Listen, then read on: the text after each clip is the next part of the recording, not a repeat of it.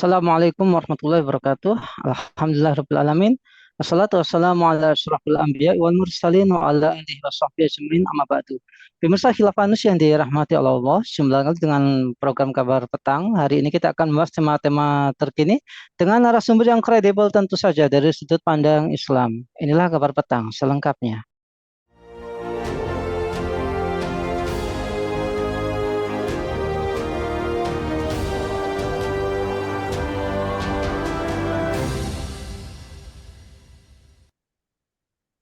Pemirsa, rencana pemerintah untuk memungut iuran pariwisata melalui tiket pesawat dinilai tidak etis. Rencana ini akan berdampak pada industri penerbangan. Pengamat penerbangan Alvin Lee menyampaikan, alih-alih diselipkan ke harga tiket pesawat, seharusnya pemerintah dapat menarik iuran langsung. Misalnya dibebankan kepada hotel atau pada saat wisatawan mengajukan visa on arrival atau VOA. Berdasarkan survei yang dilakukan Alvin bersama tim pada awal Januari 2024, terungkap bahwa hanya 12,1% penumpang pesawat yang tujuannya murni untuk berwisata atau liburan. Survei diikuti oleh 7.414 responden dengan metode stratified random sampling. Rencana pemerintah memungut iuran pariwisata dari tiket adalah bentuk kezaliman. Apakah itu terjadi karena uang rakyat selama ini dari pajak digunakan untuk bayar utang? Apakah rencana kebijakan itu perlu ditolak? Untuk membahasnya kami terhubung dengan pakar ekonomi syariah ini Bung Arim Nasim. Assalamualaikum Bung Arim. Waalaikumsalam warahmatullahi wabarakatuh. Gimana kabarnya Bung? Alhamdulillah, Bung Nanang, sehat Ya, ya. insya Allah. Masya Allah ini kayaknya di tengah-tengah pantai ini Bung Arim Nasim ini. Luar Ini biasa. Bung ini kan suasananya eh, situasi baik. politik yang panas. Ya, kita harus Iya, menghadapi. iya, iya. Masalah Bung, ini kan lagi viral, iuran pariwisata akan dibebankan pada tiket pesawat. Hal ini pun menimbulkan kontra sebab beban iuran bisa membuat harga tiket pesawat lebih mahal. Apakah rencana pemerintah untuk memungut iuran pesawat melalui tiket pesawat ini tidak etis dan akan berdampak pada industri penerbangan, Bung Arif? Iya, terima kasih Mas Nanang. Sebenarnya kalau saya lihat itu bukan hanya sekedar masalah etis dan tidak etis, gitu kan. Tapi masalahnya tepat atau tidak ya. Masalahnya benar atau salah kebijakan ini, gitu kan. Karena kalau kita perhatikan, kalau kebijakan ini salah berarti kan zalim gitu kan. Karena membebani sesuatu ya kepada orang yang tidak tepat sasaran. Karena kalau kita perhatikan seperti yang disampaikan oleh Mas Nanang tadi, ya dari survei yang dihasilkan, itu kan penumpang pesawat yang tujuan wisata itu hanya kecil sekali, 12,1%. Sementara beban ya tiket pariwisata tadi itu dibebankan kepada semua penumpang. Berarti kan ada kezaliman terhadap 87,9% penumpang pesawat yang dia tidak bertujuan untuk wisata, dia harus menanggung biaya pesawat yang lebih tinggi dari yang sebenarnya. Padahal kalau kita lihat, gitu kan, tiket pesawat Indonesia itu sudah sangat mahal dibandingkan dengan sebelumnya atau bandingkan juga dengan negara-negara lain, gitu kan? Karena berbagai faktor tadi itu kan. Nah, jadi kalau kita bicara terkait dengan etis dan tidak, saya melihat bukan hanya itu gitu kan, benar atau tidak. Dan saya lihat ini nggak benar itu kan. Dan ini berimplikasi kebijakan yang zolim ya, yang membebani eh, rakyat ya atau penumpang dengan sesuatu yang dia tidak nikmati itu kan. Kenapa? Karena tadi kan 87,9% penumpang pesawat itu dia bukan untuk tujuan wisata, ya. Tapi dia harus dibebani dengan tiket wisata. Berarti apa? Ini kan sama aja dengan preman yang memalak rakyat, ya kan? Memalak penumpang ya, penumpang yang tidak kemudian punya tujuan wisata dipalak gitu kan, dipaksa untuk membayar ya eh, tiket wisata karena itu masuk dalam hitungan atau total harga tiket pesawat. Ini saya kira kebijakan yang sangat-sangat menurut saya sih ya tidak rasional Dan lebih itu adalah zolim, bukan hanya sekedar tidak etis. Kalau bicara tidak etis, jelas tidak etis. Tapi di sana ada sebuah tindak kezoliman. Kenapa? Karena membebani penumpang dengan apa yang dia tidak nikmati, itu kan. Ya, bahasa premannya ya malak sebenarnya. Itu menurut saya, Mas Nanang itu kan. Baik, Bung Arif, harga tiket pesawat ini dinilai masih mahal. Sekarang pemerintah malah akan berencana membebankan iuran pariwisata untuk dititipkan pada harga tiket pesawat. Apakah rencana kebijakan tersebut justru bisa menghambat pariwisata, Bung Arif? Ya, kalau kita bicara pariwisata kaitkan dengan pesawat, kan kita juga harus melihat secara jernih sebenarnya itu kan. Berapa sih porsi rakyat Indonesia yang dia kemudian melakukan wisata dengan menggunakan pesawat? Kan sangat sedikit. Tadi aja kan datanya hanya 12,1%. Sebagian besar masyarakat kita menggunakan pesawat itu bukan untuk tujuan wisata, gitu kan. Sebenarnya kalau kita kaitkan dengan wisata itu tidak terlalu relevan tadi, itu kan. Tapi sebenarnya bukan itu menurut saya titik masalahnya itu. Titik masalahnya itu adalah ketika itu dibebankan kepada penumpang, maka penumpang itu akan menambah biaya yang harus dia keluarkan untuk kepentingan yang dia tidak nikmati. Karena banyak ya, teman-teman saya naik pesawat itu bukan untuk wisata, untuk kepentingan bisnis, untuk kepentingan ngantar anak sekolah di luar Jawa dan yang lainnya, atau untuk kepentingan-kepentingan yang mendesak. Ini kemudian dibebani dengan harga yang tinggi gitu kan. Jadi kalau kita lihat dari sisi pariwisata dalam konteks penumpang dalam negeri sebenarnya karena kebanyakan wisata kita tuh wisata lokal ya, wisata dalam artian tidak membutuhkan transport, mungkin ini tidak berpengaruh, tapi berpengaruhnya itu terhadap masyarakat yang tadi yang dia kemudian membutuhkan sarana transportasi karena pesawat karena kebutuhan mendesak, urgen juga kan, baik bisnis ataupun untuk kepentingan sosial atau untuk kepentingan sekolah tadi itu harus kemudian dibebani dengan kebijakan yang zolim ini gitu kan. Nah, itu kalau kita lihat dari sisi penumpang dalam negeri. Kalau bicara terkait dengan dampak terhadap pariwisata, ya mungkin kebijakan ini akan terasa oleh penumpang luar negeri, gitu kan. Mungkin kalau penumpang yang berasal dari luar negeri, karena banyak ya, mungkin ya wisatawan-wisatawan kita yang berasal dari luar negeri, nah mungkin mereka ya akan ya tersedikit terkendala dengan ada kenaikan tiket ini gitu kan. Karena dampaknya tadi kan tiket menjadi mahal. Jadi kalau kita lihat pengaruhnya terhadap pariwisata, kita harus lihat teliti lebih dalam. Tapi yang jelas dampaknya ini adalah akan membebani penumpang pesawat ya. Kenapa? Karena harga akan semakin mahal harga tiket. Padahal kalau kita tahu kan harga tiket kita itu sudah sangat mahal, lebih murah dibandingkan negara tetangga. Makanya pernah teman saya itu ketika dia mau pulang dari Sumatera atau Kalimantan itu ke Jawa, Jakarta, ada yang lewat Malaysia dulu karena tiketnya itu lebih murah gitu kan. Ini kan aneh. Kenapa? Karena tiket Indonesia lebih mahal dibandingkan dengan negara-negara yang lain gitu kan. Itu saya lihat ya. Nah, maka kebijakan membebani penumpang ya dengan include di dalamnya itu adalah tiket wisata, jelas ya. Yang paling akan terasa itu adalah beban ini dirasakan oleh penumpang. Dan sebagian besar tadi yang mereka tujuannya bukan untuk wisata. Itu saya lihat, Mas Nanang.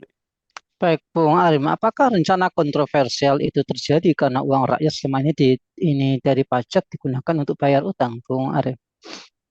Ya kalau kita lihat sebenarnya ini kekeliruan dari paradigma APBN kita ya, yang itu didasarkan kepada kapitalis, di mana kalau kita lihat ya dengan APBN ala kapitalis ini memang sumber utama pendapatan negara itu dari pajak ya, dari mengambil memalak dalam bahasa saya itu terhadap rakyat ya kan, bentuknya pajak dan yang kedua utang, dan dua-duanya kalau kita bicara dari sisi paradigma APBN ini kan keliru itu kan, menyandarkan APBN dari utang, menyandarkan APBN dari pajak, itu adalah dua-duanya berimplikasi menyengsarakan rakyat. Kenapa? Karena utang dibayar oleh rakyat lewat pajak, dan pajak juga, pungutan juga yang membebani rakyat. Nah, bahayanya lagi yang kedua, APBN kita ini dari sisi pengeluaran tadi seperti yang disampaikan oleh Mas Nanang gitu kan, hampir sebagian besar dana APBN kita itu dialokasikan untuk membayar utang atau membayar pokok maupun bunganya untuk proyek-proyek yang tidak dirasakan langsung oleh rakyat, ya kan? Kita lihat tahun ini aja, itu kan dua tahun terakhir ini, itu berturut-turut kan beban APBN itu hampir 25% itu untuk bayar bunga utang luar negeri. Kemarin menyentuh di angka 440 triliun hanya untuk membayar bunganya saja.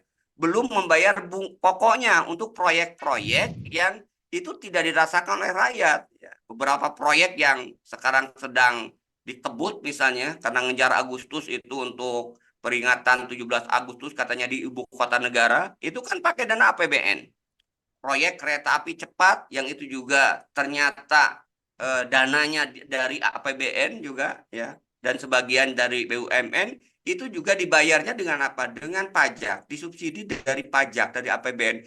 Inilah yang akhirnya ketika kemudian semua pengeluaran itu ditumpukan kepada pajak, gitu kan, sebagai sumber utama pendapatan negara, dan kondisi ekonomi kemudian juga semakin kemudian kolaps. Kita lihat dengan naik dolar semakin kemudian tinggi ya, harganya rupiah semakin terpuruk, maka pemerintah mencari cara untuk mendapatkan dana yang mungkin lebih instan. Ya, salah satunya memang ya mungkin dia melihat nih ada objek memalak yang baru itu kan, yaitu dari tiket pesawat. Ini yang saya kira pola pikir yang sangat zalim, yang sangat kemudian merugikan rakyat, bukan hanya rakyat miskin, juga rakyat menengah, saya kira itu kan. Itu yang saya lihat, Bung Mas Nanang. Baik, Bung Arim. Apakah kebijakan infrastruktur dan IKN yang selama ini dibanggakan menjadi beban rakyat, yang mana BUMN terbebani utang karena bangun tol? Berikutnya untuk bayar utang kereta api cepat Cina ingin naikkan pajak motor. Ketiga untuk infrastruktur pariwisata minta iuran rakyat. Benarkah demikian, Bung Arim? Ya itu yang saya katakan tadi. Ini dampak dari paradigma kapitalis dalam mengelola APBN. Dan rejim ini kan sering disebut dengan rejim infrastruktur. Memang tidak dipungkiri itu kan ada peningkatan infrastruktur. Tapi pembangunan infrastruktur tersebut banyak yang tidak tepat sasaran. Ya, itu yang pertama. Yang kedua, banyak mengandalkan utang. Dan yang ketiga, pada akhirnya itu membebani rakyat. Kenapa? Karena semuanya itu harus dibayar oleh rakyat dalam bentuk pajak. Kenapa? Karena pada akhirnya itu membebani APBN. Contoh seperti yang Mas Nanang katakan tadi. Dulu gembar-gembornya IKN tidak akan menggunakan dana APBN. Tiba-tiba menggunakan dana APBN. Dulu pembangunan kereta api cepat Jakarta-Bandung ya. Itu kan ini ironis juga kalau kita lihat. Ini menunjukkan bahwa perencanaan pembangunan yang sangat-sangat kemudian tidak matang bukan untuk kepentingan rakyat. Dulu pembangunan kereta api cepat Bandung-Jakarta itu karena untuk menghindari kemacetan. Kenapa? Karena Jakarta sebagai ibu kota.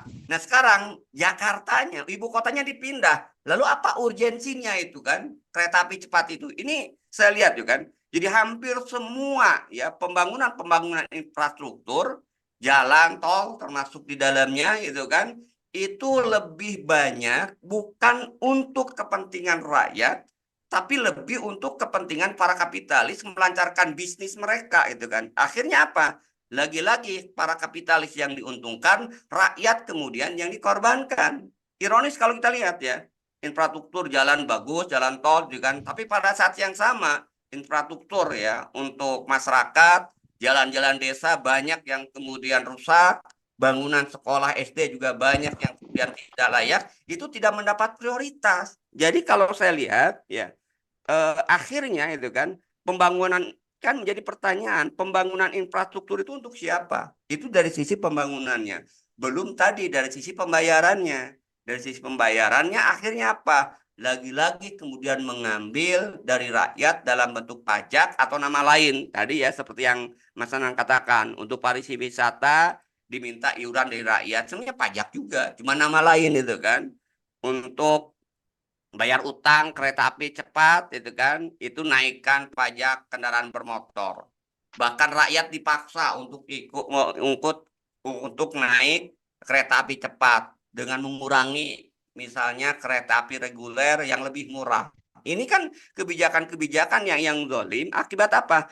Akibat pembangunan infrastruktur yang kemudian digalakan oleh rejim ini itu tidak didasarkan kepada kebutuhan, tidak didasarkan kepada kepentingan rakyat, tapi semata-mata pendekatan proyek. Bahkan bahasa yang lebih eh, dalam lagi sebenarnya pembangunan infrastruktur itu salah satu sarana bagi rejim ini untuk korupsi itu kan. Kenapa? Karena ajang korupsi itu sangat kentara di setiap proyek-proyek pembangunan infrastruktur, termasuk pembangunan kereta api cepat Jakarta-Bandung itu sudah ditemukan tanda-tanda korupsi yang saya kira luar biasa dengan penggelembungan harga dari proyek itu. Itu yang saya lihat Mas Anang gitu ya.